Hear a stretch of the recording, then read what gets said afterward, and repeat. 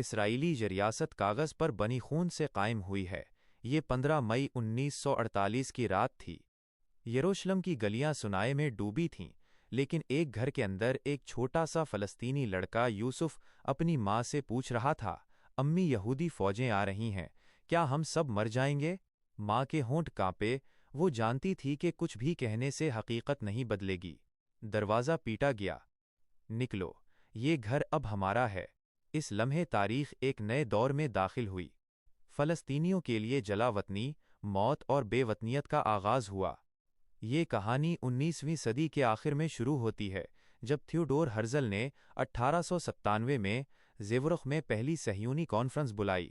اس conference میں واضح طور پر کہا گیا کہ ہمیں دنیا میں ایک یہودی ریاست قائم کرنی ہے اور فلسطین ہمارا قدرتی حق ہے۔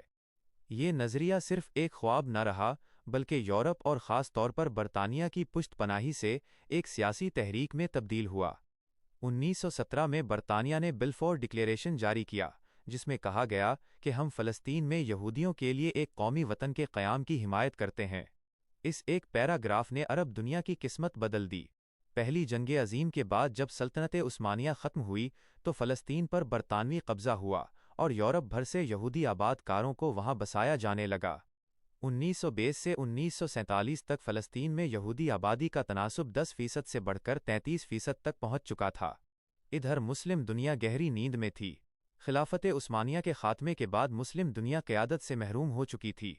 مصر، عراق، اردن، شام سب نوآبادیاتی نظام کے تحت بٹے ہوئے تھے۔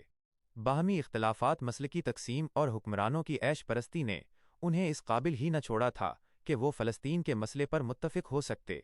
میں اقوام متحدہ نے فلسطین کو 2 ریاستوں 1947 میں تقسیم کرنے کا منصوبہ پیش کیا، ایک یہودی ریاست 43% اور فیصد علاقہ، ایک عرب ریاست چھپن یروشلم کو بین الاقوامی علاقہ قرار دیا گیا۔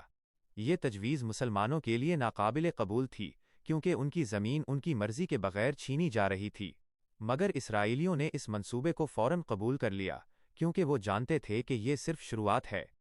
مئی 1948 کو اسرائیل کے پہلے وزیر اعظم ڈیوڈ بن چودہ گوریان نے ریاست اسرائیل کے قیام کا اعلان کر دیا۔ اگلے ہی دن اردن، مصر، شام، عراق اور لبنان کی افواج نے اسرائیل پر حملہ کر دیا۔ لیکن جو ہونا تھا وہی ہوا۔ عرب ممالک کی جنگی حکمت عملی بکھری ہوئی تھی، افواج جدید اسلحہ سے محروم تھیں۔ اسرائیل نے نہ صرف اس حملے کو روکا، بلکہ مزید فلسطینی علاقے پر قبضہ بھی کر 78% علاقہ اسرائیل کے قبضے میں آ لیا۔ فلسطین کا 22% مغربی کنارہ اور غزہ یبچہ، جس پر اردن گیا، باقی 8 لاکھ فلسطینی اس دوران اور مصر کا کنٹرول رہا، تقریباً اپنے گھروں سے بے دخل کیے گئے۔ اسے نکبہ یعنی تباہی کہا جاتا ہے۔ ان میں سے اکثر آج بھی اردن، لبنان، شام اور دیگر ممالک میں پناہ گزینوں کی زندگی گزار رہے ہیں۔ تو سوال یہ ہے کہ عرب دنیا ہاری کیوں؟ اس کی سب سے بڑی وجہ سیاسی نا اتفاقی تھی۔ مصر کے بادشاہ فاروق، اردن کے شاہ عبداللہ اور شام کے صدر کے اپنے مفادات تھے۔ ان کے درمیان کوئی مشترکہ کمانڈ نہیں تھی۔ اسرائیل کے پاس جدید ہتھیار، امریکی حمایت اور یورپی اسلحہ تھا، جبکہ عرب ممالک نے محض جذباتی نعروں پر جنگ لڑنے کی کوشش کی۔ کے بعد مزید 3 جنگیں ہوئیں، 1956، 1967 اور 1948، مگر نتیجہ یہی رہا، عرب دنیا کو شکست، اسرائیل 1973-1967 کی جنگ کا پھیلاؤ اور فلسطینیوں کا مزید بکھراؤ، جسے 6 دنوں کی جنگ کہا جاتا ہے۔ میں اسرائیل نے مشرقی یروشلم، مغربی کنارہ غزہ، گولان کی پہاڑیاں اور صحرائے سینا پر قبضہ کر لیا۔ صرف 6 دنوں میں اسرائیل نے 3 عرب ممالک کو شکست دی۔ اس جنگ کے بعد دنیا کو یقین ہو گیا کہ اسرائیل ایک طاقتور ریاست ہے اور عرب دنیا غیر منظم۔ پھر آہستہ آہستہ اسرائیل نے 1978 میں مصر، امریکہ کو اپنی دفاعی چھتری بنا لیا۔ میں اردن نے 1994 نے کیمپ ڈیوڈ معاہدے کے تحت اسرائیل کو تسلیم کر لیا۔ فلسطینیوں کے خواب ٹوٹنے لگے۔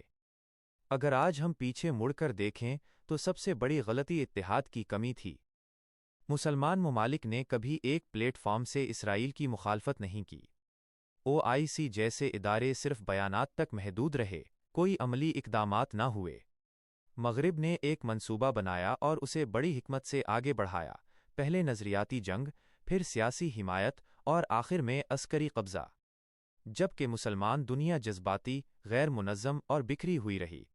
آج بھی فلسطینی بچے یوسف کی طرح سوال کرتے ہیں، کیا ہم مر جائیں گے؟ اور ان کی مائیں خاموش ہو جاتی ہیں کیونکہ ان کے پاس اب بھی جواب نہیں ہے۔ کیا آپ چاہیں گے کہ میں اس تاریخی پس منظر پر مبنی کوئی مضمون یا خلاصہ تیار کروں؟